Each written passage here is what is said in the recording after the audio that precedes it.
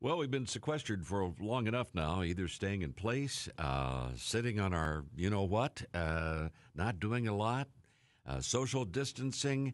It's really been difficult for a lot of people, obviously. Now we're wearing masks. And the one thing we're probably not doing is trying to stay in shape. And we've been enjoying a lot of good food. So, how in the world can you get motivated or remotivated and to do that? And I thought, well, let's go to the expert, and that's Oscar Smith. Oscar Smith in Tribeca, his personal training gym, the OD Studio, and is with me this morning. Oscar, good morning.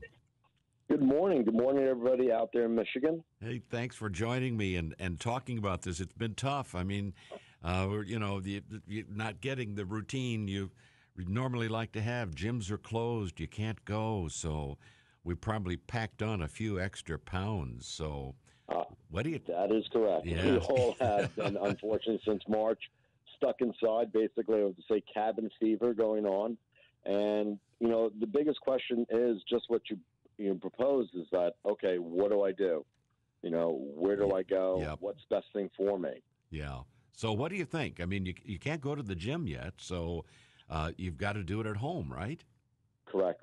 It's great because you can go online and there's lots of free stuff on YouTube that you can go and, just sign up with or check in.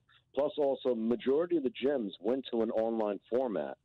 So for your audience, you might want to check what your gym has available for you after hopefully they froze your membership or gave you your money back. So you can check with them on their, online form, their Twitter, their Instagram, their social media pages. That's one start. Next thing is also making a plan. I tell everyone, make a plan and a routine and stick to it. So that means if it's just getting up and going for a walk for 30 minutes every other day, that's a great start. Okay. Or a run or a swim. Especially where great it's that this happened when it's warm out or, we went from spring into summer. If it was the winter time, we'll be really miserable, like really miserable, especially up there in Michigan, where it's just freezing cold and the wind comes off the lakes like crazy for you guys. Absolutely.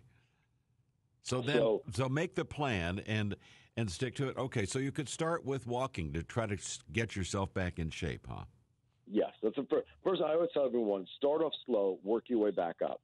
Okay. Don't start off where you left off. If you haven't been active for the past few months, you don't want to allow your body to be acceptable to an injury. If you get injured, you pull something, it's going to be like starting all over again because now you got to wait for that injury to heal in order to get back to where you are. So I tell them start off slow. Yeah. Okay. So a walk is great. And you can just slowly progress by adding to that walk. All right, I did my 30-minute walk. Now I'm going to try 25 push-ups, 25 sit-ups, 25 dips, and then slowly increase that up. Another thing a lot of people, I tell them, because a lot of my clients, athletes in particular, were like, what do I do? I'm not playing the sport. I don't want to lose weight. I don't want to be cut from the team. Also, I don't want to void out my contract.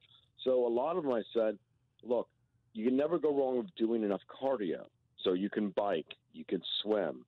And I said, a jump rope. A lot of things that you can do outside-wise where you don't need any kind of guidance, just basically distance and a timer or a sports watch or your phone. Yeah. And I said, cardio is a great way. As human beings, we're built to run. We're hunters, gatherers, farmers, something like that. We always did some sort of cardio throughout human history. So when we had to go to our grandmother's house, that was the next state over, we walked.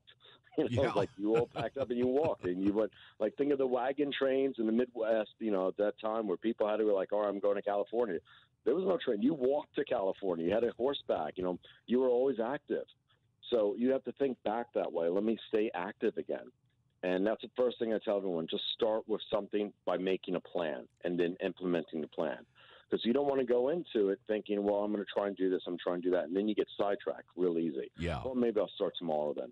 And that's another big thing. Don't procrastinate. Set your alarm, get up and go. Splash some water in your face, brush your teeth, and get right outside. And that's the best thing what swimmers used to tell me. The pool was cold.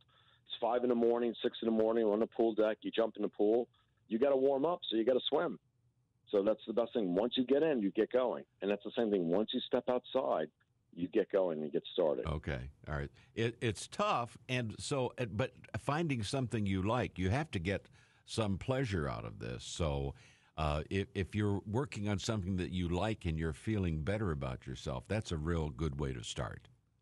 Yes, it is. It's a lot. Like if it's going out and playing, like especially with social distancing, and they took down a lot of the basketball hoops and nets, things like that. You can always do the old-fashioned, I took a paddle or a tennis racket and a ball, and you can go 30 minutes hitting it against the wall. Again, that is a form of not only cardio but also hand-eye coordination, basically lateral forward and lateral side movement. Mm-hmm. It's staying active, getting your heart rate up. You don't have to get it up to 200 beats per minute. You don't have to go crazy, but getting yourself active again is really important. And the same thing I tell everyone: stretch. Please stretch. Make sure you stretch before and afterwards, because again, you don't want to pull something, because then it's like starting all over. You're going to be starting back from one again. Talking with Oscar Smith, who's a Tribeca personal training, or has his own gym in Tribeca in New York, OD Studio, certified personal trainer. And so you've trained for years. I mean, you have you've worked out. You've done other things other than become a personal trainer. That's later in life you've done that. So give us correct. Yeah, sure. I'll be more than happy. I started training in '91, became a trainer, certified back then, and just through the years honed my craft. I have my master's in exercise phys, and I started training when I opened my studio in 2003. I started training supermodels, and then came A-list celebrities, and then athletes. It just grew from there, and I have to say I was very blessed by, I always tell everyone, you can never get enough knowledge. So when someone would suggest something to me, I would look it up and research it, and look up what kind of training that is. And, sports-specific training, I have to explain to everyone, is that it deals with that sport. So if you're a golfer, you're working on your swing and your body mechanics and the trajectory of the ball. That's where, biomechanics comes into play. Then there's kinesiology, study of the movement of the muscles, and basically the access points as well as with that, and putting it all together. When it comes to individuals training, remember, certain things that other people do might not be right for you. You have to keep that open mind for that. Like if you see what Tom Brady's doing, that's specifically geared towards him and his sport. It might not work for you. And that's a big misconception. People look in the magazines and see these workouts for these athletes. Remember, they are athletes. That's all they do. That's their job. You have to keep that in mind. Yeah. So, don't try and go run, 20 miles uphill and a pair of sneakers in 100, degree heat, and not bring water with yourself. It ain't going to work. It ain't going to work. Exactly.